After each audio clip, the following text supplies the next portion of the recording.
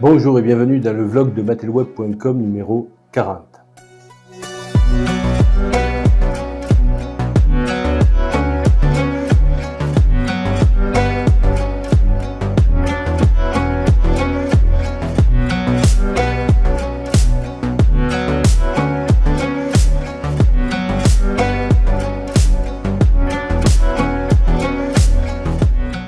Après Saint-Jean-de-Balme, la semaine dernière, j'avais envie de continuer ce voyage dans le temps avec vous.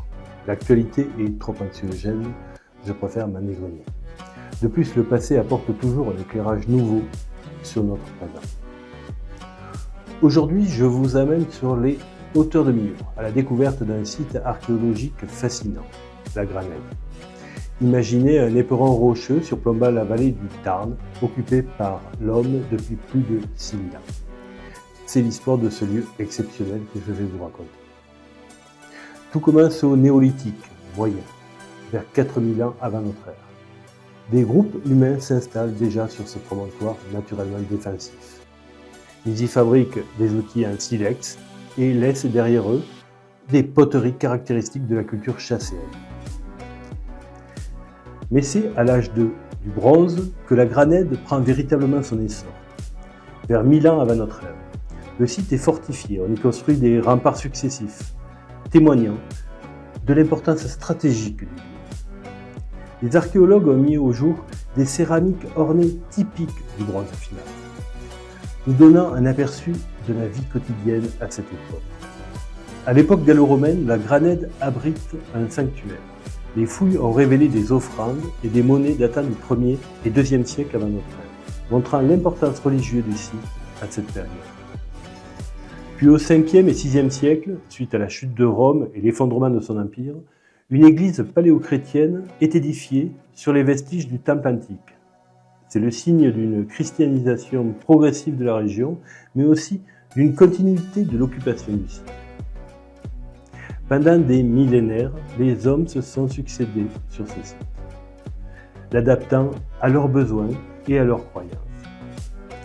À partir du Xe siècle, l'église de la Granède est progressivement abandonnée. La vie se déplace alors vers la ville qui ne s'appelle pas encore Millau et qui s'étend et s'agrandit sur l'autre rive du Tarn. L'église sera plus tard transformée en ferme, tombant dans l'oubli et en ruine jusqu'à sa redécouverte par les archéologues.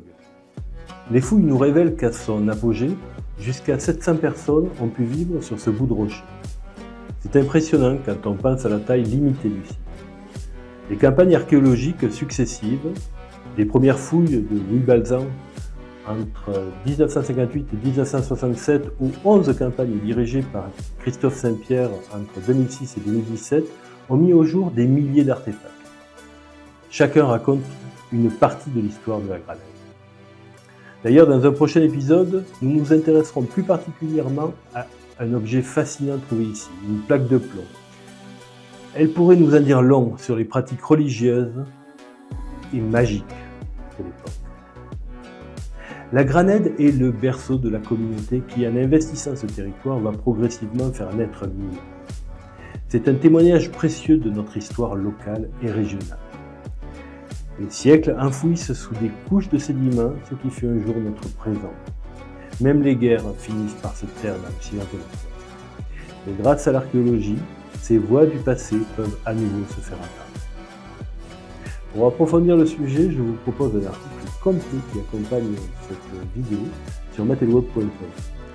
Je vous remercie pour votre écoute et je vous dis à la prochaine fois.